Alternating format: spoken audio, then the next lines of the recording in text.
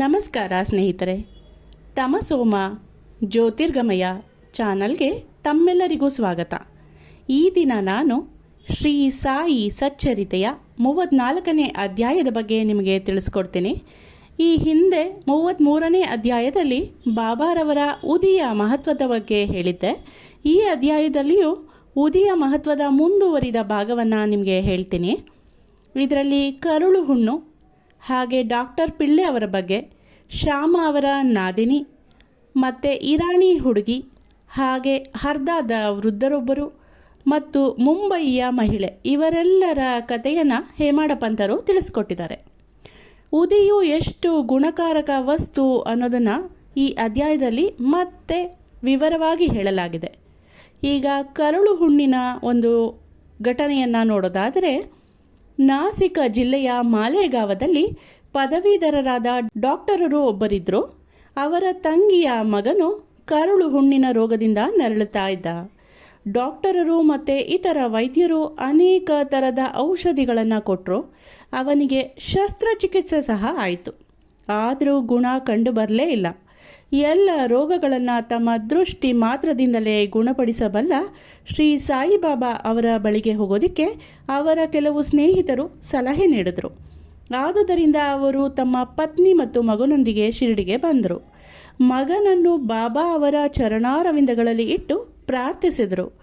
ಆಗ ದಯಾಮಯರು, ಶಾಂತಿ ಸ್ವರೂಪರೂ ಆದ ಬಾಬಾ ಅವರು ಮಸೀದಿಯಲ್ಲಿ ಶರಣು ಬಂದವರಿಗೆ ಈ ಜನ್ಮದಲ್ಲಿ ಕಷ್ಟ ಬರಲಾರದು, ಈಗ ನೀವು ಕಷ್ಟ ಮುಕ್ತರಾಗುತ್ತೀರಿ, ಈ ಉದಿಯನ್ನು ಹುಡುಗನಿಗೆ ಹಚ್ಚಿರಿ, 1 ವಾರದೊಳಗೆ ಗುಣ ಕಂಡುಬರುತ್ತೆ, ಪರಮಾತ್ಮನಲ್ಲಿ ನಂಬಿಕೆ ಇಡಿ, ಇದು ಮಸೀದಿಯಲ್ಲ, ದ್ವಾರಕಾ ಮಾಯಿ, ಯಾರು ಈ ದ್ವಾರಕಾ ಮಾಯಿಯಲ್ಲಿ ಕಾಲಿಡುತ್ತಾರೆಯೋ ಅವರ ಕಷ್ಟಗಳೆಲ್ಲವೂ ನಿವಾರಣೆಯಾದಂತೆಯೇ ಅಂತ ಹೇಳಿ ಸಂತೈಸಿದ್ರು. ಮಗನನ್ನು ಬಾಬಾ ಅವರ ಮುಂದೆ ಕೂಡಿಸಿದ್ರು. ಬಾಬಾ ಅವರು ಹುಡುಗನಿಗೆ ನೋವಿನ ಜಾಗದಲ್ಲಿ ಕೈ ಆಡಿಸಿ ಅವನ ಕಡೆಗೆ ಪ್ರೀತಿಯ ನೋಟವನ್ನು ಬೀರಿದ್ರು. ಅವನಿಗೆ ಇದರಿಂದ ಸ್ವಲ್ಪ ಗುಣ ಬಂದು ಕೆಲವು ದಿನಗಳ ನಂತರ ಪೂರ್ತಿ ಗುಣವಾಯಿತು. ನಂತರ ಅವರು ಬಾಬಾ ಅವರ ಆಶೀರ್ವಾದ ಪಡೆದು ತಮ್ಮ ಊರಿಗೆ ಹಿಂತಿರುಗಿದ್ರು. ಇದನ್ನು ಕೇಳಿದ ಹುಡುಗನ ಚಿಕ್ಕಪ್ಪ ಆಶ್ಚರ್ಯಗೊಂಡು ಶಿರಡಿಗೆ ಹೋಗಿ ಬಾಬಾ ಅವರ ದರ್ಶನ ಪಡೆಯೋದಕ್ಕೆ ಹೊರಟಿದ್ರು. ಆದರೆ ಕೆಲವರು ಮಾಲಿಗಾವ ಮತ್ತು ಮನಮಾಡದಲ್ಲಿ ಬಾಬಾ ಅವರ ವಿರುದ್ಧ ಅಪಪ್ರಚಾರ ಮಾಡಿ ಅವರ ಮನಸ್ಸನ್ನು ಕೆಡಿಸಿದ್ರು. ಆದುದರಿಂದ ಶಿರಡಿಗೆ ಹೋಗುವ ತಮ್ಮ ನಿರ್ಣಯವನ್ನು ಬದಲಿಸಿ ಅವರು ನೇರವಾಗಿ ಮುಂಬಯಿಗೆ ಬಂದರು. ಅವರು ರಜಾದಿನಗಳನ್ನು ಆಲಿಬಾಗದಲ್ಲಿ ಕಳಿಬೇಕು ಅಂತ ಇಚ್ಛಿಸಿದರು.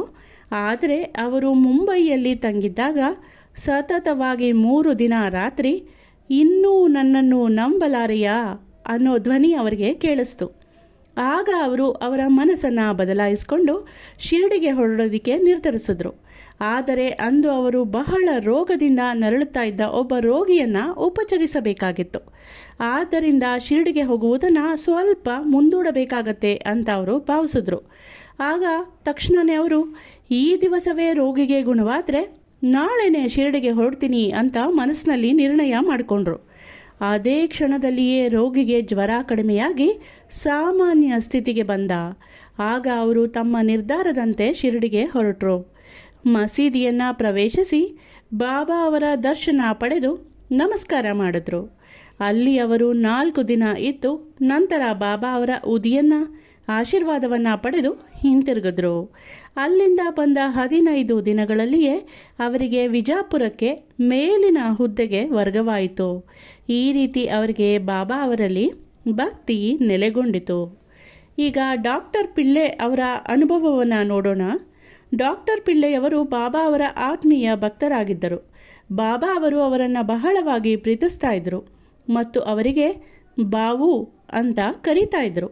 ಸಮಸ್ತ ವಿಚಾರಗಳನ್ನು ಅವರೊಡನೆ ಚರ್ಚಿಸ್ತಾ ಇದ್ದರು ಮತ್ತು ಅವರನ್ನು ಯಾವಾಗಲೂ ತಮ್ಮ ಪಕ್ಕದಲ್ಲಿಯೇ ಕೂಡಿಸಿಕೊಳ್ತಾ ಇದ್ದರು. ಒಮ್ಮೆ ಅವರ ಕಾಲಿಗೆ ನಾರುಗಳಾಗಿ ಬಹಳನೇ ವ್ಯಥೆ ಆಯಿತು. ವೇದನೆಯಿಂದ ಅವರು ನರಳುತ್ತಾ ಇದ್ದರು. ಅವರು ಕಾಕಾ ಸಾಹೇಬ್ರನ್ನ ಕುರಿತು, ನನಗೆ ತಡೆಯಲಾರದಷ್ಟು ನೋವಾಗುತ್ತಿದೆ, ಮರಣವೇ ಲೇಸೆಂದೆನಿಸುತ್ತಿದೆ, ಇದು ನನ್ನ ಪೂರ್ವ ಜನ್ಮದ ಕರ್ಮಫಲ, ಬಾಬಾ ಅವರ ಹತ್ತಿರ ಹೋಗಿ ಈ ಪೂರ್ವ ಜನ್ಮದ ಕರ್ಮವನ್ನು ಮುಂದಿನ 10 ಜನ್ಮಗಳಿಗೆ ವರ್ಗಾಯಿಸಿ ಈ ನೋವನ್ನು ನಿಲ್ಲಿಸಿ ಅಂತ ಕೇಳಿ ಅಂತ ಹೇಳಿದ್ರು. ಆಗ ದೀಕ್ಷಿತರು ಬಾಬಾ ಹತ್ತಿರ ಬಂದು ಪಿಳ್ಳೆಯವರ ಬೇಡಿಕೆಯನ್ನು ತಿಳಿಸಿದ್ರು.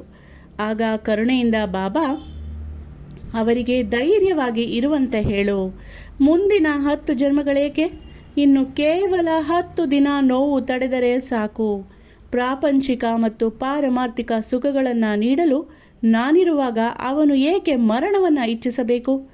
ಯಾರ ಹೆಗಲಿನ ಮೇಲಾದರೂ ಕೂಡಿಸಿ ಅವನನ್ನು ಇಲ್ಲಿಗೆ ಕರೆದುಕೊಂಡು ಬಾ, ಅವನ ಕಷ್ಟವನ್ನು ನಿವಾರಣೆ ಮಾಡ್ತೀನಿ ಅಂತ ಹೇಳಿ ಕಳಿಸಿದ್ರು. ಕಾಕಾ ಅವರು ಡಾಕ್ಟರ್ ಪಿಳ್ಳೆಯವರನ್ನು ಕರೆತಂದು ಬಾಬಾ ಅವರ ಬಳಿ ಕೂಡಿಸಿದ್ರು. ಆಗ ಬಾಬಾ ಅವರು ಅವರಿಗೆ ತಮ್ಮ ಒರಗುವ ದಿಂಬನ್ನು ಕೊಟ್ಟು, ಶಾಂತಿಯಿಂದ ಇಲ್ಲಿ ಮಲಗು, ಪೂರ್ವ ಜನ್ಮದ ಕರ್ಮ ಫಲವನ್ನು ಅನುಭವಿಸಿ ಮುಗಿಸುವುದೇ ಸೂಕ್ತವಾದ ಚಿಕಿತ್ಸೆ. ನಮ್ಮ ಕರ್ಮಗಳೇ ನಮ್ಮ ಸುಖ ದುಃಖಗಳಿಗೆ ಕಾರಣ. ಏನೇ ಬರಲಿ ತಾಳ್ಮೆಯಿಂದ ಸಹಿಸಬೇಕು, ಎದೆಗುಂದಬಾರದು. ದೇವರು ದೊಡ್ಡವನು, ಅವನನ್ನು ಅನವರತವೂ ಧ್ಯಾನಿಸುತ್ತಿರೋ. ಅವನು ನಿನ್ನ ಯೋಗಕ್ಷೇಮವನ್ನು ನೋಡಿಕೊಳ್ತಾನೆ. ನಿನ್ನ ತನು ಮನ ಮತ್ತು ಧನ ಇವೆಲ್ಲವನ್ನು ಅವನಿಗೆ ಅರ್ಪಿಸಿ ಶರಣಾಗತನಾಗು ಅಂತ ಹೇಳಿದರು. ಈ ಮೊದಲು ನಾನಾ ಸಾಹೇಬ ಚಾಂದೋರಕರ ಅವರು ಡಾಕ್ಟರರ ಕಾಲಿಗೆ ಪಟ್ಟಿ ಸುತ್ತಿದ್ರು. ಅದನ್ನು ನೋಡಿ ಬಾಬಾ ಅವರು, ಅವನೊಬ್ಬ ಹುಚ್ಚ, ಆ ಕಟ್ಟನ್ನು ಬಿಚ್ಚಿ ಎಸೆ, ಇಲ್ಲದಿದ್ದರೆ ಮರಣ ಹೊಂದುವೆ. ಈಗ ಒಂದು ಕಾಗೆ ಬಂದು ನಿನ್ನ ಕಾಲನ್ನು ಕುಕ್ಕುತ್ತದೆ, ಆಗ ನಿನಗೆ ಗುಣವಾಗುತ್ತದೆ ಅಂತ ಹೇಳಿದ್ರು. ಈ ರೀತಿ ಸಂಭಾಷಣೆ ನಡೆದಾಗ ಮಸೀದಿಯನ್ನು ಗುಡಿಸುವ ಅಬ್ದುಲ್ಲಾ ದೀಪಗಳನ್ನು ಹಚ್ಚುತ್ತಾ ಅಕಸ್ಮಾತ್ ಪಿಳ್ಳೆಯವರ ಕಾಲನ್ನು ತುಳಿದ. ಅದರಿಂದ ಅವರ ಕಾಲಿನಲ್ಲಿದ್ದ ನಾರುಗಳೆಲ್ಲವೂ ಹೊರಗೆ ಬಂದವು. ಡಾಕ್ಟರ್ ಪಿಳ್ಳೆ ನೋವು ತಡೆಯಲಾಗದೆ ಕೂಗಿಕೊಂಡರು. ಸ್ವಲ್ಪ ಹೊತ್ತಿನ ಮೇಲೆ ಅವರು ಒಮ್ಮೆ ಹಾಡುವುದನ್ನು ಒಮ್ಮೆ ಅಳುವುದನ್ನು ಆರಂಭ ಮಾಡಿದ್ರು. ಆಗ ಬಾಬಾ ಅವರು, ನೋಡು, ಬಾವುವಿಗೆ ಗುಣವಾಗಿದೆ, ಹಾಡ್ತಾ ಇದ್ದಾನೆ ಅಂತ ಹೇಳಿದ್ರು. ಆಗ ಪಿಳ್ಳೆಯವರು, ಕಾಗೆ ಯಾವಾಗ ಬರುವುದು ಬಾಬಾ ಅಂತ ಅಂಜುತ್ತಾ ಕೇಳಿದ್ರು. ಬಾಬಾ, ಕಾಗೆ ಬಂದಿದ್ದನ್ನು ನೋಡಲಿಲ್ಲವೇ? ಪುನಃ ಬರುವುದಿಲ್ಲ.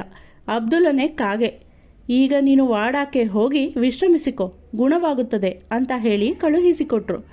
ಡಾಕ್ಟರ್ ಪಿಳ್ಳೆ ಅವರು ನೋವಿಗೆ ಉದಿಯನ್ನು ಹಚ್ಚಿದ್ರು ಮತ್ತು ಅದನ್ನು ನೀರಿನಲ್ಲಿ ಬೆರೆಸಿ ಕುಡಿಯೋದಕ್ಕೆ ಆರಂಭ ಮಾಡಿದ್ರು. ಬೇರೆ ಯಾವ ಔಷಧವನ್ನು ಅವರು ತೆಗೆದುಕೊಳ್ಳಲಿಲ್ಲ.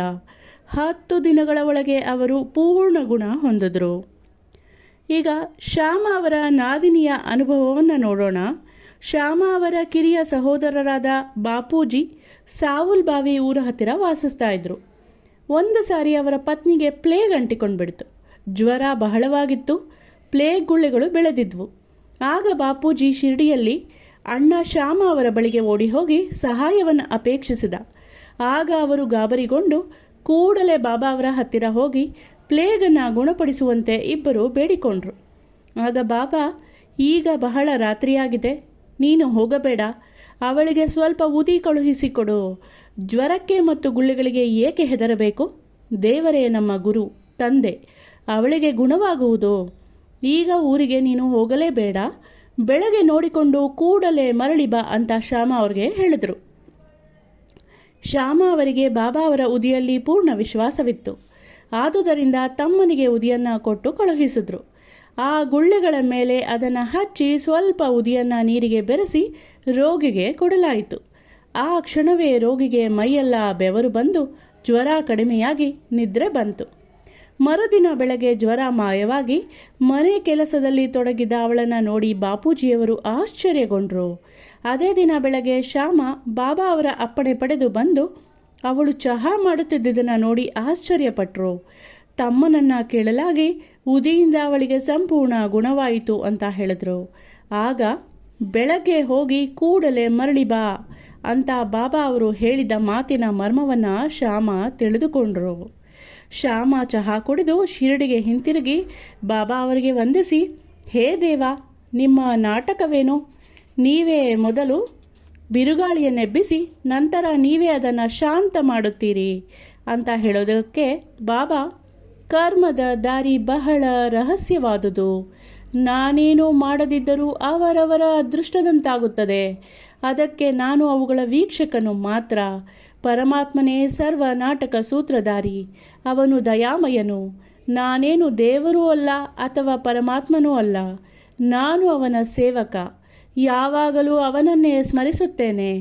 ಯಾರು ತಮ್ಮ ಅಹಂಭಾವಗಳನ್ನು ತಳ್ಳಿ ದೇವರನ್ನು ನಂಬಿ ಅವನಲ್ಲಿ ಶರಣಾಗತಿ ಹೊಂದುತ್ತಾರೆಯೋ ಅವರಿಗೆ ವಿಪತ್ತುಗಳು ದೂರವಾಗಿ ಬಂಧನದಿಂದ ಮುಕ್ತರಾಗುತ್ತಾರೆ ಅಂತ ಉತ್ತರಿಸಿದ್ರು. ಈಗ ಇರಾಣಿಯವರ ಪುತ್ರಿಯ ಬಗ್ಗೆ ನೋಡೋಣ. ಮುಂಬಯಿಯ ಇರಾಣಿಯವರ ಅನುಭವವನ್ನು ಹೇಳೋದಾದರೆ, ಅವರ ಹಿರಿಯ ಮಗಳಿಗೆ ಪ್ರತಿ ಗಂಟೆಗೂ ಮಲರೋಗ ಬರ್ತಾ ಇತ್ತು. ಆ ರೋಗ ಬಂದಾಗ ಅವಳು ಕುಗ್ಗಿ ಮಾತನಾಡಲು ಸಹ ಶಕ್ತಿ ಇಲ್ಲದೆ ಮೂರ್ಛೆ ಬೀಳ್ತಾ ಇದ್ಲು. ಯಾವ ಚಿಕಿತ್ಸೆಯಿಂದಲೂ ಗುಣ ಕಾಣಲಿಲ್ಲ. ಕಾರಣ, ಅವರ ಕೆಲವು ಸ್ನೇಹಿತರು ಉದಿಯನ್ನು ಶಿಫಾರಸು ಮಾಡಿ ವಿಲೇಪಾರ್ಲೆಯಲ್ಲಿದ್ದ ಕಾಕಾ ಸಾಹೇಬ ದೀಕ್ಷಿತ ಅವರಿಂದ ಅದನ್ನು ತೆಗೆದುಕೊಂಡು ಬರೋದಕ್ಕೆ ಹೇಳಿದ್ರು. ಅದನ್ನು ನೀರಿನಲ್ಲಿ ಹಾಕಿ ಅವಳಿಗೆ ಕುಡಿಯೋದಕ್ಕೆ ಕೊಟ್ಟರು. ಇದಾದ ನಂತರ ಮೊದಲು ಗಂಟೆಗೊಮ್ಮೆ ಬರುತ್ತಿದ್ದ ರೋಗ 7 ಗಂಟೆಗಳಿಗೊಮ್ಮೆ ಬರೋದಕ್ಕೆ ಆರಂಭ ಆಗಿ ಬರುತ್ತಾ ಕೆಲವು ದಿನಗಳ ನಂತರ ಪೂರ್ತಿಯಾಗಿ ನಿಂತೋಯ್ತು. ಆಗ ಆಕೆಗೆ ಪೂರ್ತಿ ಗುಣವಾಯಿತು. ಈಗ ಇನ್ನೊಬ್ಬರ ಅನುಭವವನ್ನು ನೋಡೋಣ. ಹರ್ದಾದ ಸಮೀಪ ಒಂದು ಗ್ರಾಮದಲ್ಲಿ ಒಬ್ಬ ವೃದ್ಧ ಗೃಹಸ್ಥರು ಮೂತ್ರಕೋಶದ ಕಲ್ಲಿನಿಂದ ಬಹಳನೇ ನರಳುತ್ತಾ ಇದ್ರು. ಇಂಥ ಕಲ್ಲುಗಳನ್ನು ಸಾಮಾನ್ಯವಾಗಿ ಶಸ್ತ್ರಚಿಕಿತ್ಸೆಯಿಂದ ತೆಗೆದುಹಾಕ್ತಾರೆ. ಆದುದರಿಂದ ಅವರ ಸ್ನೇಹಿತರು ಶಸ್ತ್ರಚಿಕಿತ್ಸೆ ಮಾಡಿಸ್ಕೊಳ್ಳೋದಕ್ಕೆ ಅವ್ರಿಗೆ ಹೇಳಿದ್ರು. ಆಗಲೇ ಅವರಿಗೆ ಬಹಳ ವಯಸ್ಸಾಗಿ ಕೃಶರಾಗಿದ್ದರು. ಕಾರಣ, ಶಸ್ತ್ರಚಿಕಿತ್ಸೆಗೆ ಅವರು ಸಮ್ಮತಿಸಲಿಲ್ಲ. ಆ ಸಮಯಕ್ಕೆ ಸರಿಯಾಗಿ ಆ ಊರಿನ ಇನಾಮದಾರರು ಅಲ್ಲಿಗೆ ಬಂದರು. ಅವರು ಬಾಬಾ ಅವರ ಭಕ್ತರಾಗಿದ್ದರಿಂದ ಯಾವಾಗಲೂ ಉದಿಯನ್ನು ತಮ್ಮ ಹತ್ತಿರ ಇಟ್ಕೊಂಡಿರ್ತಾ ಇದ್ರು. ಕೆಲವು ಸ್ನೇಹಿತರ ಹೇಳಿಕೆಯಂತೆ ಆ ವೃದ್ಧನ ಮಗನು ಇನಾಮದಾರರಿಂದ ಸ್ವಲ್ಪ ಉದಿ ತಂದು ಅದನ್ನು ನೀರಿನಲ್ಲಿ ಹಾಕಿ ತನ್ನ ತಂದೆಗೆ ಕುಡಿಸಿದ. ಅದನ್ನು ಸೇವಿಸಿದ 5 ನಿಮಿಷಗಳಲ್ಲಿಯೇ ಆ ಕಲ್ಲು ಕರಗಿ ಮೂತ್ರ ರೂಪದಲ್ಲಿ ಹೊರಗೆ ಬಂತು. ಅಂದಿನಿಂದ ಅವರ ಬೇನೆ ಕೊನೆಗೊಂಡಿತು. ಈಗ ಮುಂಬಯಿಯ ಮಹಿಳೆಯೊಬ್ಬಳ ಅನುಭವವನ್ನು ನೋಡೋಣ. ಮುಂಬಯಿಯ ಕಾಯಸ್ಥ ಪ್ರಭು ಮತದ ಮಹಿಳೆಯೊಬ್ಬಳಿಗೆ ಹೆರಿಗೆ ಸಮಯದಲ್ಲಿ ಪ್ರತಿ ಸಲ ಬಹಳನೇ ಯಾತನೆ ಆಗ್ತಾಯಿತ್ತು. ಗರ್ಭಿಣಿಯಾಗಿದ್ದಾಗ ಅವಳು ತುಂಬಾ ಹೆದರುಕೊಳ್ತಾ ಇದ್ಲು. ಆಗ ಕಲ್ಯಾಣದ ಸಾಯಿ ಭಕ್ತ ಶ್ರೀರಾಮ ಮಾರುತಿ ಅವರು ಮುಂದಿನ ಹೆರಿಗೆಗೆ ಶಿರಡಿಗೆ ಅವಳನ್ನು ಕರೆದುಕೊಂಡು ಹೋಗುವಂತೆ ಅವಳ ಪತಿಗೆ ಹೇಳಿದರು. ಅವಳು ಗರ್ಭಿಣಿಯಾದ್ಲು. ದಂಪತಿಗಳಿಬ್ಬರೂ ಶಿರಡಿಗೆ ಬಂದು ಬಾಬಾ ಅವರ ಸೇವೆ ಮಾಡೋಕ್ಕೆ ಪ್ರಾರಂಭ ಮಾಡಿದ್ರು. ಹೆರಿಗೆ ಸಮಯ ಬಂತು. ತಡೆಯಲಾರದಷ್ಟು ನೋವಾಯಿತು. ಆಗ ಅವಳಿಗೆ ಏನೂ ತೋಚಲಿಲ್ಲ. ಅವಳು ಬಾಬಾ ಅವರನ್ನು ಪ್ರಾರ್ಥನೆ ಮಾಡಿದ್ಲು. ಆ ಸಮಯಕ್ಕೆ ಸರಿಯಾಗಿ ಪಕ್ಕದ ಮನೆಯ ಹೆಂಗಸೊಬ್ಬಳು ಬಂದು ಬಾಬಾ ಅವರನ್ನು ಪ್ರಾರ್ಥಿಸಿ ಸ್ವಲ್ಪ ಉದಿಯನ್ನು ನೀರಿಗೆ ಬೆರೆಸಿ ಅವಳಿಗೆ ಕುಡಿಸಿದ್ರು. ಕೇವಲ 5 ನಿಮಿಷಗಳಲ್ಲಿ ಸುಖವಾಗಿ ಹೆರಿಗೆ ಆಯಿತು. ಆದರೆ ಆ ಕೂಸು ಮಾತ್ರ ಗರ್ಭದಲ್ಲಿಯೇ ಮರಣ ಹೊಂದಿತ್ತು. ಆದರೆ ಸುಖವಾದ ಹೆರಿಗೆ ಆಗಿದ್ದರಿಂದ ಅತಿಯಾದ ನೋವಲ್ಲಿ ಆಕೆ ಒದ್ದಾಡದೇ ಇದ್ದಿದ್ದರಿಂದ ಬಾಬಾ ಅವರನ್ನು ಹೃತ್ಪೂರ್ವಕವಾಗಿ ದಂಪತಿಗಳು ವಂದಿಸಿದ್ರು. ಇಲ್ಲಿಗೆ ಈ ಅಧ್ಯಾಯ ಮುಕ್ತಾಯವಾಯಿತು. ಮುಂದಿನ ಅಧ್ಯಾಯದಲ್ಲಿ ಮತ್ತೆ ಭೇಟಿ ಮಾಡೋಣ. ಶ್ರೀ ಸಾಯಿ ಪ್ರಣಾಮ. ಧನ್ಯವಾದಗಳು.